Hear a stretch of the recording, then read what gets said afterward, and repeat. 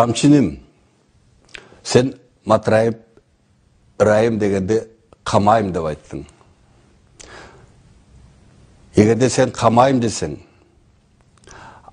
объективті қалыс түрде камайым десең, анда сен Атамбаев менен Кулматовты қоша камайым деп айтты.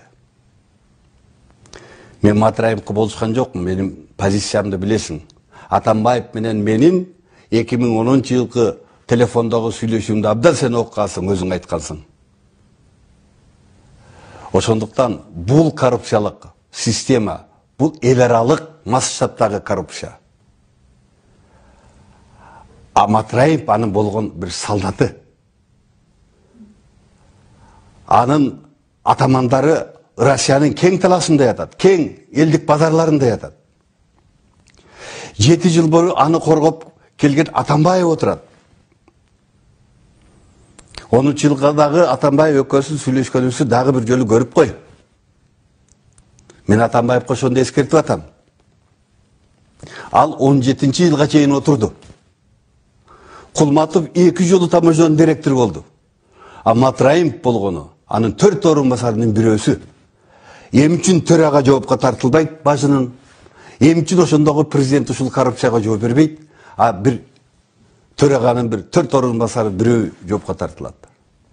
Президентсиз, бажынын төрагасыз ошол жерде бир орун басар ушундай чоң эл аралык масштабтагы коррупция кыла алабы? Кыла албайт. Аны сен жакшы билесиң. Ошондуктан эгерде калыс тергөө, калыс сот өткөрөбүз десеңер, арт тараптуу толук жүргүзүлгөнү жакшы. Ошол убактагы президент, ошол убакта бажынын директору, алар кече мынакей 9 апрелде дагы бирикти. Москвадан Кулматов учуп келди. Атамбаевдин жанында площадка чейин жөө басып келди. Куралдуу. Мына өзүңөр туруштук бердиңер. Мына ошолорго чара көргүлө.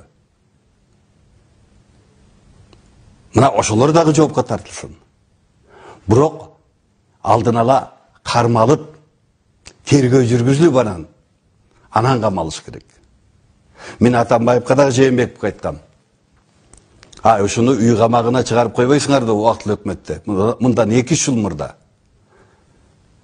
Текебаев кабалганда да Атамбаевга айткам. Мойнума камчы салып, ушуну үй камагына камабайлы үй камагына эле койбойсуңарбы деп. Силер камалганда да айткам ушуну. Ушул балдарды жөн жерден ушул патриот балдарды камап атасыңар деп. Камайм деген сөздү айтпагыла.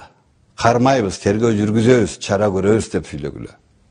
А эгерде чындап объективдүү мыйзам деңгээлинде ошол Матраевка коррупция деп аткан ишти чындап текшерсеңер, түбү Кыргызстандын эң жогорку бийлик президентке чейин барат. Коңшу өлкөлөрдүн бийлигинин айланасында турган чоң-чоң адамдарга барат. Мына ошондой чоң масштабтуу кылмыш иш. Мен суранам, ар тараптуу болгула. Коомдо ким паланчаны камасын деп көбүрөөк кыйкырып койсо, ошону камап, ошол публиканын колундагы органга айланбагыла. Силер мамлекетчил болгула. Силер мыйзамчыл болгула. Колунда фактысы жок каба дегендерге барып түшүндүргүлө. Текшеребиз, иликтейбиз, объективдүү тергөө отурабыз, анан кийин камайбыз деп. Мен аны башымдан өткөргөн иш катары айтып атам. Камайм деп силерди Атамбаев каматкан. Ошондо айланаңда 2-3 киши калган. Жылдызкан Жолдошева,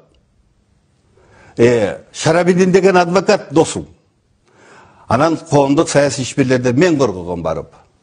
Башка досторун качып кеткен. Талантиним, Камчы, Садыр, үчөөң ошондо отурганда ким бар эле айланаңарда? Жылдызкан Жолдошева да айтып коён, Шарабидин калбады беле? Бүгүн айланаңды карачы, кимдер отурат? Муну мен айтам. Бийликтин баш айлама оорусу деп. Мына ушул оорудан сак болгула.